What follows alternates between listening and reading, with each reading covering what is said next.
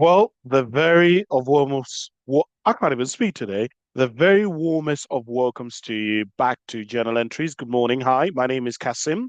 I really appreciate you listening, really appreciate you watching. I hope your week has been treating you okay. I hope life has been treating you okay. Um, so as you know, I like to do things differently. I like to change things up. I really started journal entries with a view just to really just get my thoughts out there to try and add as much value as I can to you.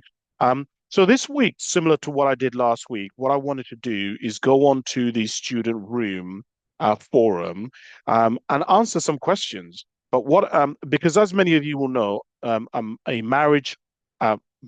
psychotherapist. I'm also training to become a marriage and couples therapist, but also I've written a book called Principal Conversations, which are conversations for couples that are non-religious to basically have certain conversations that are really, really, really important about things like money, relationships, finances, those sorts of conversations. And so, as a consequence of these things, I get asked a lot of relationship questions, a lot. You would be shocked at how many people ask me questions regarding relationships. So, over the next half an hour or so, what I wanted to do is just go on and I will just answer these questions and I will try to not only give you a combination of both my psychotherapeutic perspective, but also I'll just give you just Kasim's perspective, just me as a human being, what I think about the situation. Hopefully, it might be able to add some value. Um, Again, I'm no expert. I'm just literally just some random guy who you're listening to. Please do not take everything that I say as gossip or, as I always say to everybody, really the person who you need to look to for answers, particularly around things like relationships, is yourself. But that doesn't mean that we can't take on thoughts and perspectives so that um, it can enhance and it can refine our thinking in that area. So let me share my screen and let's get going. I think it should be really, really interesting. So here I am. Hold on a minute. Oh, we don't want to see this. That's me converting my previous video. So let's start off with this one because I think it'll be really, really interesting. My girlfriend keeps rejecting me. So let's read. It goes something like this. So this is by Anonymous One, it says. Some of you will probably think this is just purely selfish. I've been with my girlfriend for about 24 months, so 2 years, at the age of 19, and it's like she's lost all physical attraction for me. We have intercourse every 2 months or so. She says she doesn't like giving me oral, so that doesn't happen. And I get rejected every time I try to make a move past kissing. She says she feels uncomfortable sending nudes. We did for 6 months, start of the relationship, then stopped. When I com which I completely understand, and so get a picture of her in a bra every 3 months or so. She gives me hints about things that happen when we will meet, but in person, I get instantly rejected. At the start of the relationship, her drive was higher than mine, but now hers is non-existent. She seems to like the idea of it, but nothing happens. I'm honestly so confused about what's happening. She really wants to stay together for university, but I have a very high sex drive and I don't know what to do, even though it sounds so selfish. Everyone else says we have the perfect relationship, but I don't know what to do. I just want to know what's wrong. I must be doing something else wrong. She says my hygiene is better than hers. I keep in good physical shape, and she says she enjoys having intercourse, and I always make her feel so loved and safe afterwards, but I just don't know what to do. More of a rant than more of a rant post than anything. Right. Oh my goodness. Oh my. There's so much here. There's so much more there's here. Okay, so firstly, let me begin off by saying, and I think this is really, really important, the level of self-awareness here is absolutely fantastic. And the level of awareness of your partner is really, really interesting. This isn't like you are criticizing, stonewalling, rejecting, or shaming her. It's more of curiosity. It's more of trying to understand. One of the things that I've learned in my life is that there is a lot of people who ask questions not from a place of curiosity, but from a place of trying to get more information so that they can use it against you and prove their point. But the impression, based on what you've written, and it's a very small snippet, obviously, of your relationship, and what I know is that from what you said in that, my perception is, let me go back a minute. I'm in therapy, you have to understand that when people give me what they're coming into therapy for, I only know their perspective and their side. And one of the things that I have to a lot of the time help my clients understand is that and is one of the ways that I know that the person is progressing in therapy is by how much they reference other people's um, thoughts, feelings, and experiences. Because when a person, particularly who is struggling with mental health, with anything, I, human beings are not isolated beings. We are a social species, and a huge amount of our health, a huge amount of our happiness, joy comes from the interaction and the relationships and the contact that we have with other human beings. You can have all the money in the world, but if you have no one to share it with, you have nothing because it is the sharing, or even rather, it is the perception of your value that other people have of you that in itself increases your status amongst a group or amongst that person. So being around other people is really, really, really, really, really, really important. So I just want to say that one of the things in here, which is really important, is that you and not only have communicated how you feel, but also you've asked your partner how she feels because you've referenced her a lot of the time. You've referenced about how um uh, what did you say in there? You referenced about how she says that she feels safe around you. You've referenced about one of the things that I absolutely love as well, as you say, is I love the way that you've analyzed in terms of time frame. So you've gone back to how things used to be with the having sex a lot, with the sending the pictures. Then you've taken us to the progress of where you are now, but also you've been specific. A lot of people, their issue is that they're vague. They talk about things in very vague terms. You've been very specific.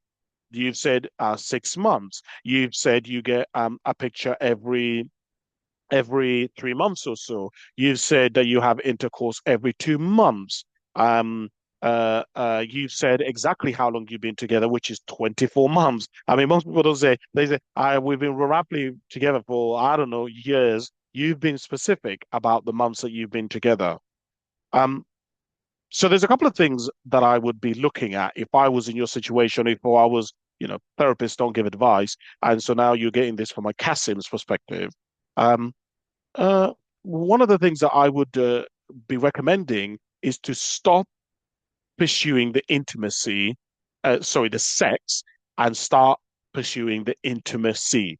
Intimacy, intimacy. Loads of questions, loads of sharing about yourself, talking about things that are beyond sex. Some women, not everybody, and men as well, they are just used for sex, quite frankly. I'll put it like this. Okay. And people who are objectified, the last thing that they want is sex. Not in terms of they don't enjoy sex, but for them, sex is the byproduct of everything else. The talking about the interest. Again, I might be saying this to you, Angela Cassim. All we do is talk about what we love, da da da da. But in many cases, when I ask people, particularly those who have a very high sex drive, what ends up happening is that the sex, all the talk is about sex. Everything is turned into a sexual innuendo. Um, there isn't actually a curiosity of the person about their personage, about their values, about their goals, about where they want to go. And so much of this goes to the fact that you have to understand that some people are in a relationship because they're bored. Some people are in a relationship because they're getting what's the word? You're like stroking their ego because they're in a relationship, they can say to people that they're in a relationship, but also that they can ward off other people. And many people, girls in particular, when they're in a relationship, they say, I've got a boyfriend. Easy, it's an out. No one ever has to speak to them. There's also a security in knowing that because if you've got family, it's less pressure. They stop asking you questions all the time, all of this kind of stuff. And so, what I would say is that one of the things that's really important is to just be actually curious of the person and not turn it into sex. What about holding hands? What about looking at each other's eyes, hugging? What about just making out without the intention of having sex? Because, as I say, for some people, it is the build up. And then when they feel safe, then they want to have the sex. The other thing that I would say in response to this is there is a very big difference in terms of timing that people have. Some people, if you give them what they want and you flirt with them on that day, you will get laid. Some people, it takes 4 months. You got to warm them up, you got to cuddle them, you got to kiss them, you got to be interested in them, all of this. And then after 4 months, you begin to get that. Is some people are different. But also the other thing is, I think you also have to be conscious of the fact that a lot of people, when they have or are in a relationship with somebody who's very understanding, very compassionate, very kind, though it's almost harder to share why you don't want to be intimate with them or why you feel shamed or the amount of people who I've had in my therapy room who've said to me that they have been sexually assaulted or raped or something like that, and they have a really wonderful boyfriend or girlfriend, but they can't tell them and I'm like, but why? You've just said that they're really understanding and really accepting. And it's like, I don't want them to, and they will say things like, but I don't want to damage their image of me. And so one of the other things that I think is really important is to understand that for some people, it isn't necessarily you, but it's their image of you that they want to protect, right? They just don't want to tarnish their relationship or whatever. Um, but also some people have things that are going on that they're just not ready to share with people, right? A lot of us tend to think that just because the duration of the relationship equals how much disclosure is said. That's not true. That's not true. There are many people who've been together for 50 years, they know nothing about each other. They don't know their fears. They don't know their passions. They don't know their childhood. They don't know their traumas. They don't know their darkest secrets. They have no idea. They know the person on the surface. They know what food they like. They know what gym they go to, how much they get paid, but they don't really know the person. And so a huge amount of this, and I found this, is um, just really share understanding that not everybody wants to share and understanding that the depth of sharing isn't equal to how long you've been with somebody. And even the level of intimacy isn't. But also, this is just the other thing that I would say is, mate, listen to me. Some people just get bored of the person. Some people fall out of love. The amount of people who have been in relationships with somebody where they don't really want to be with them anymore, but they feel guilty and bad, and they are subconsciously doing things deliberately to put the person in a position where the person dumps them so that they don't have to look like they're the bad person and do the dumping. I'm telling you, I see this a lot. And the person drags the person all along. The other thing that I would also say, and I'm not saying, by the way, this is the same in your situation, but the thing that I would say is there's a lot of people who are in relationships and I talked about this earlier on, they're just passing time. The relationship doesn't have the same value for each person in the relationship as it does to the other person. Fact. Okay. But also they because there are some people who are like, let's talk about this, let's solve this, let's figure out. But some people are like, I don't want to, not really. They just then they that's not their personality. There are some people who are very much, let's head on, let's solve this issue, let's move forward, let's fix it. There are some people who are avoidant. Their personality and their attachment style is to avoid, is to isolate. the other thing that I was thinking about as I was reading this is, I'm not saying this is true, perhaps there are stresses that are going on in your girlfriend's life that are not allowing her to be able to show up as she wants. It may be her family, so things going on with her family. It may be her hormones. She may have eaten something bad. It may be a chronic illness. It may be her period has been affecting her. It may be her body's changing. She may be going through an identity crisis. Maybe she's going to university and or whatever it may be, and or a job, and she's like, I don't really like this job, and the job is impacting her. Um, there can be all kinds of issues. And so the ultimate thing that I would say in this situation is ask her. There isn't really any other way of going around this. If you are not understanding something, ask the person. Ask them. They're either going to tell you or they're not going to tell you. And if they're not telling you, there'll be a reason why they're not telling you. But that's really the only way that you're going to find an answer to this question. And by the way, let me just say something. This is not purely selfish. You're not being selfish because you've talked about her, you've talked about yourself, you've shared how you feel, you've gone online to share how you feel. What I would say is instead of putting these thoughts on us online, tell these to her. Because I bet you think you've told this to her, but you haven't put it how you've just put it to us on the forum, right? And so some people sometimes remember, and I see this sometimes a lot in therapy as well, is some people don't really understand the gravitas of what's going on. Does that make sense? Some people don't really know when people are like, oh, I feel rejected, I don't feel like we've had sex. Some people, it's not a big deal to them. So, yeah. So when the person's like, can we do it more? They don't really understand the gravitas of actually what is going on. It happens a lot. I was, for my current book that I've been writing about why some boys and men, as some fathers abandon their children, I had to interview all these solicitors. And I told me that one of the most common things that happens when men get given divorce papers is that many of them come into the solicitor's office and they're shocked. And then when you speak to the wife who comes in, the wife has been trying to tell the husband for years to sort himself out, to communicate, to stop drinking. But the man just didn't get the gravitas. He just didn't get it. He didn't understand the level of how bad it was. And so, yes. And so just share, communicate it, but communicate it in such a way that you communicate it to me, where I have compassion for you. I end up, but yeah, but then I'm a cancer, so it's a bit different. But you understand what I'm trying to say here, where she gets it, if you will.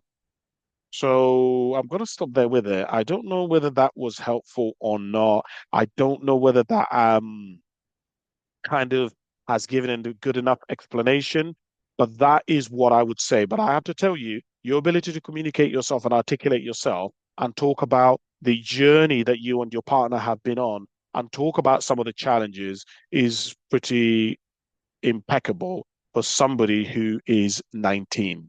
It's very good. So yeah, I'll stop there. So let's look at the next question. What else have we got?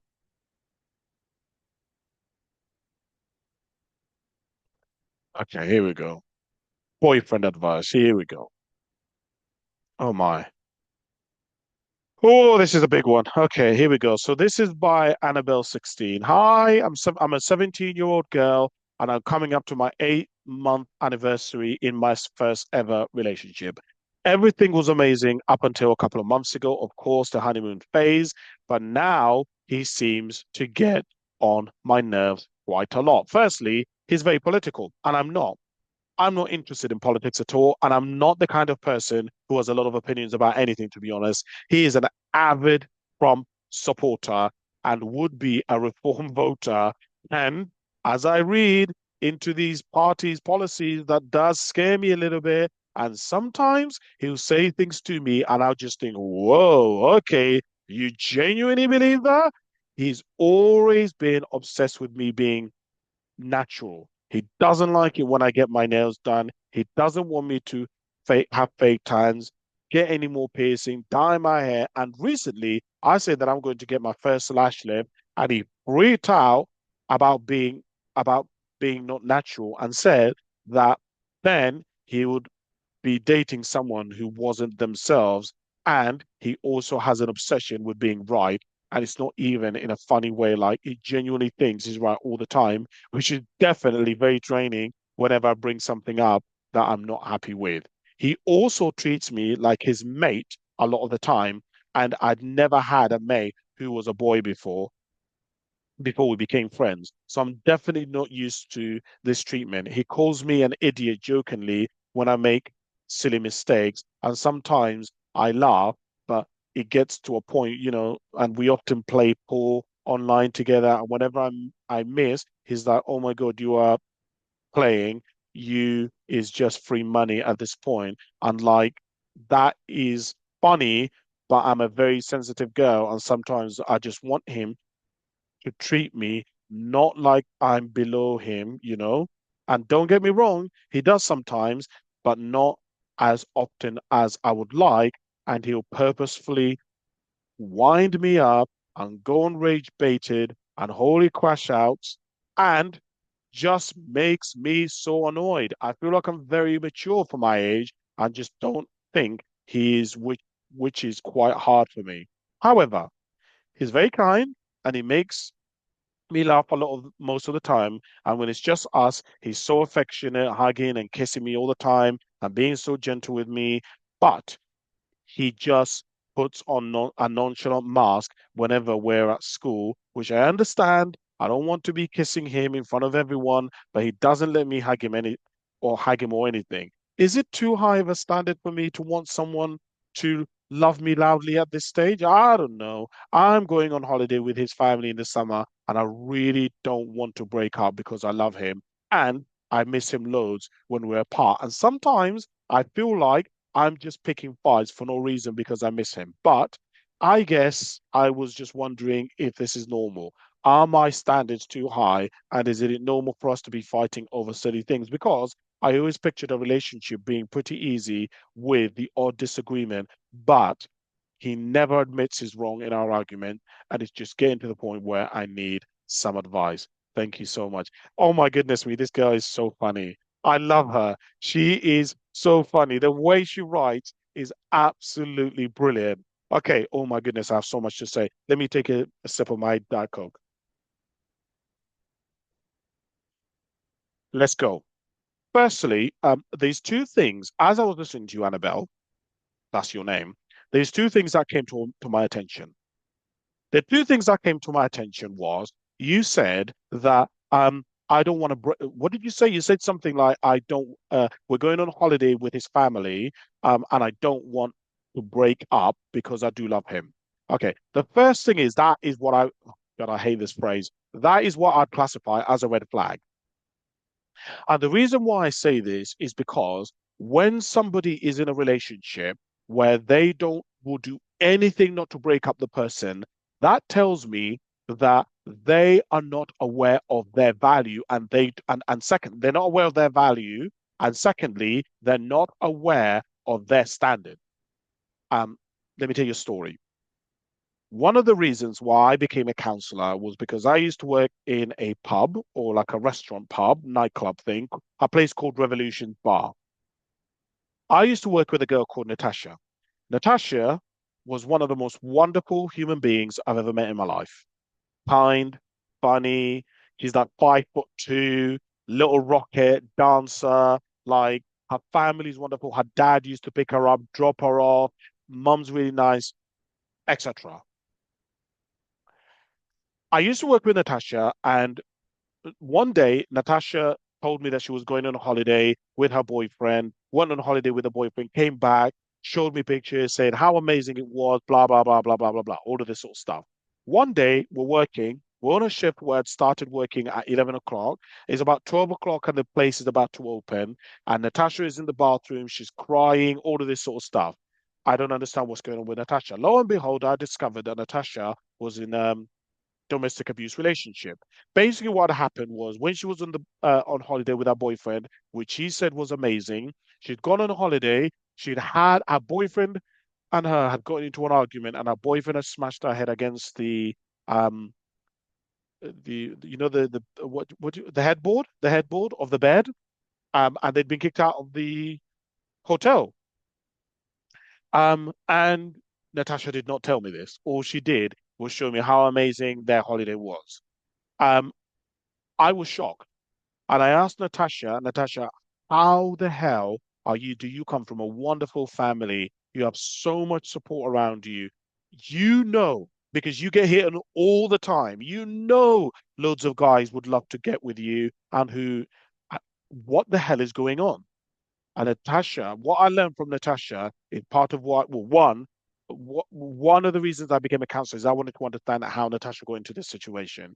And secondly, I wanted to be able to help other people in the same situation as Natasha. But one of the things that I learned from Natasha is that Natasha didn't have a line in the sand. She didn't have a line which could not be crossed. In other words, I learned that Natasha's line or thing was, I will do anything to stay with this man as long as he doesn't kill me or he doesn't punch me or like show physical signs. But let me tell you a couple of things, Annabelle, if that's your name. There is different types of abuse. There is verbal abuse, there's spiritual abuse, there's financial abuse, there's physical abuse, there is all kinds of abuse. Look it up. Ask ChatGPT, and ChatGPT will tell you the different forms of abuse. Most women, I'm generalizing, but most women who I've spoken to and who I have come into my therapy room because of domestic violence, many of them say to me that the physical abuse was never as bad as the verbal and emotional abuse and the financial abuse. A lot of the women could take a beating. That wasn't the issue for them. But you must understand that what happens is if you get the verbal and the emotional and the spiritual and the name calling and you're pathetic, you're silly, you're an idiot, all of that, that keeps you in the relation. It becomes basically it's called there's a really cool thing which I recommend to you you look at called the control wheel. And it keeps somebody basically in this loop where they cannot get out. And then what happens is, unfortunately, particularly in a lot of unhealthy relationships, is things get worse and worse and worse. If you allow me to call you an idiot, the next time I'm not going to call you an idiot, I'm going to call you a C word. If you allow me to call you the C word, I then automatically have access to call you the B word and all kinds of other words. In other words, what happens is when you are in this type of relationship, things escalate, they don't de escalate. They don't get better, they get worse. And so, my question to you is if this is how it is now, what is it going to be 3 years in, 4 years in? If he's not listen, I'm not here to tell you what to do with your relationship. I'll never tell anyone to break up. Who the hell am I? You have to do what you think. But I'm just asking you to reflect on this. And there is two parts to relationships. There is the emotional and the how the person makes you feel. And do you feel safe? Do you feel connected? Do you have intimacy? Is that passionate? Are you attracted to the person? The other is the logical side, which is, does this actually make sense? Um, do you both want the same similar thing? Are you going in the same direction? Does this person's actions match what they're saying to me? That's the other part. Now, unfortunately, and I'm generalizing for many women, many men are mostly logical, right? Particularly after they've got laid. Whereas many women are the opposite, which is that they're very emotional, but they forget the logical. And what I have found is that we need both. Men and women need both. Boys and girls need both. You need a logical part. Because if you love somebody, but they drive you into debt, they don't love you. If you love somebody, but they end up killing you or your children, I'm sorry, that's no good for me. And so when I hear people say things like, yeah, but their partner or their boyfriend is amazing most of the time, but it's just a 20% that they're not good. All that comes to mind is, but what are they doing to change that or to bring that down? Or is the 20% fixed and does the 20% do so much damage that it cancels out the 80%? Because if 80% is just, people get angry sometimes, But people who get angry don't go from 0 to 1,000. People who get angry go from 0 to frustrated to maybe walking out and going for a walk. They don't go from 0 to punching things, from damaging things. From That's just not how people who are in that 20% who are doing work on themselves. That's not how they represent themselves. So one of the things that I would say to you is when you are asking this question, one of the first things that came out to me is when you are looking at that, and I don't know what the percentages are because you might say Kasim, actually he's amazing 90% of the time, he's 10%, or he's amazing 60 and 40. But whatever that percentage is, that small percentage, does it cancel out the other stuff? Because if it does, you got to look at that. You've really got to look at that and understand that things usually escalate, not de-escalate. And how you tell is just observe the person. Are they working? Do things seem to be improving, or is the 20% fixed and it's not going to change? Because if the 20% is fixed, or whatever it is, 30%, 40%, whatever it is fixed and it's not going to change, it's rigidified, you have a serious issue on your hands. Because this is where I see abusers. When I meet women who are in domestic abuse relationships, the 20%, they will say he's amazing 80% of the time, but the 80% has flexibility, but the 20% doesn't. The problem is the 20% is doing most of the damage. The man might go and get the money, which is 80%, but then he will shout and punch things and control and hit and manipulate. It cancels out the 80%. That's the first thing that I would say. The other thing that I would say is my thing that I've always said, and I only got this from a podcast, is a really interesting podcast called Why Did She Stay? By some woman called Grace. I think you can find it on all podcasts. One of the things that I have learned from that podcast is from survivors, because basically it has women who have been domestic abuse survivors. And I'm not saying you are, by the way. It's just I'm using this to make a point. One of the things that she said is she says, and many of the survivors say is, if you are Googling, is this right? That tells you everything. If Why are you Googling that? If everything, you understand what I'm trying to say here. If everything is okay and nothing seems out of whack, well, you shouldn't need to Google things. And let me tell you why. What the second thing that came to mind as I was listening to and reading your thing is you don't trust yourself. You don't trust yourself because if you trusted yourself, you'd not need to be asking this question. Why the hell are you going online and asking this question if you, because you already know the answer, but you don't trust yourself because you don't want to be in the, you don't want to leave the relationship. And that's why I talked about the relationship not wanting. If you're in a relationship and you're not prepared, you don't have a standard where there's a line that you will say, if this happens, I will leave, there's a serious issue because that means things are going to get worse because you will just, whenever things get worse, you just change your mind and psychologically make up some way to stay in the relationship. So I would say to you, um, why are you asking this question? And do you trust yourself? Because if you don't trust yourself, you got to look at that, is what I would personally say to you, right? Um, I also, there's another thing that's sort of, again, I want to be positive, but I'm just saying what is coming up for me as I'm hearing all of these things. The other thing that came up for me is you said a number of times a couple of things that I found really interesting. You said um something to do with the honeymoon phase, but now he seems to get on my nerves quite a lot. And then you said something else somewhere along the way um, about something which I can't remember. But my point being is, yeah, that's what you said. But I guess I was just wondering if this is normal or are my standards too high? The reason why I'm saying this is that, how do I explain this? When you're in a relationship, my now I'm talking as Kasim, not as a therapist. My belief is that when two people are in a relationship, whether that be man or man, woman or woman, woman and man, any variation of that, there has to be an analysis which is ongoing, not based on how the relationship started. I don't know if I explained that correctly.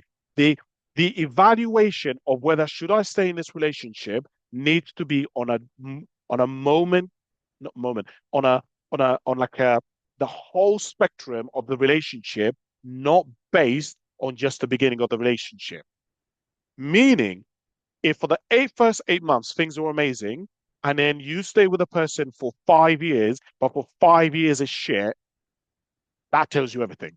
In other words, I then calculate the quality of the relationship based on the uh, 4 years and 4 months. That's what I'm using to calculate, really. Because remember, when you're doing a calculation of something, you're not just doing, if you have 10 apples and you're trying to figure out what the medium is, the median, are these, on average, are these apples good? You have to take, and do you eat two really shit apples and the eight are good? See, it's going to screw and mess up your perception of things. So you have to look at the whole batch and you have to take an analysis of the whole thing. And this is why I was talking about that calculation. The calculation has to do. I've Let me tell you why I'm saying this. I've observed that many women, I'm generalizing, every woman is different, every relationship different. This is just an observation that I've seen. It seems to me that many women who are unhappy in their relationships, they tend to have this thing of selective like mutism. They have this selective thing where they seem to disregard a lot of terrible things that have happened in the relationship and the focus only on the amazing periods. And I constantly have to remind many of my female clients in therapy to show me and talk about the whole thing. I want to know the whole thing, not the things that you're keeping from me, not the things that you're keeping from yourself, the whole thing. What is the reality? What is the real thing that is going on, not the purview of what you want to say? So I'm going to stop there as we're coming up to time, but there is so much here. My. That I would definitely be saying to you, you want to have a definitely look at, you want to have a review. But I don't know your relationship. I don't know um what the answer is. But as always, and that what I say to everybody is look to yourself. You know what the answer is. You know, and don't feel that just because things on the outside are set up a certain way, or you have to be a certain way, or they have to be a certain way, that does not mean you have to do it as well. So my thing that I would say to you is look to yourself. What feels right? What are your instincts as a woman telling you that you should be doing? You will know this. Trust yourself. You know, you're not stupid. There is a reason why human beings have survived so long. We have these instincts and we have an ability to make an analysis of things. So, and again, don't be too quick to make analysis because actually, what you may have been telling us might be one perception of this, and this isn't actually the reality. Because sometimes when people are angry or frustrated, their perception of things are different. And so this is why I say you have to calculate all of these things, weigh it up, observe yourself, think about it, watch yourself, and watch how you are with this person. How watch what this person is like with you. Just watch, not what they say, but watch how they make you feel, how you are with them, how what they say to you, and how they are with you. Because if you're a bad person when you're with somebody, you really shouldn't be with them. And if you are walking on eggshells or you can't say what you think because they're going to get upset, that tells you the essence of who you are is being eradicated. And there's something in domestic abuse called um, defining reality. A lot of abusive men and women, they define reality, meaning their partner changes their views and how they view everything and what they do to fit around not making the person upset. If they know the person is going to lash out, they won't do certain things or they won't make certain things or stuff like that. So that's what I would recommend to you, and I hope it's been useful. Thank you so much for listening. Don't forget to like and subscribe as usual. But apart from that, I will speak to you very soon. Bye for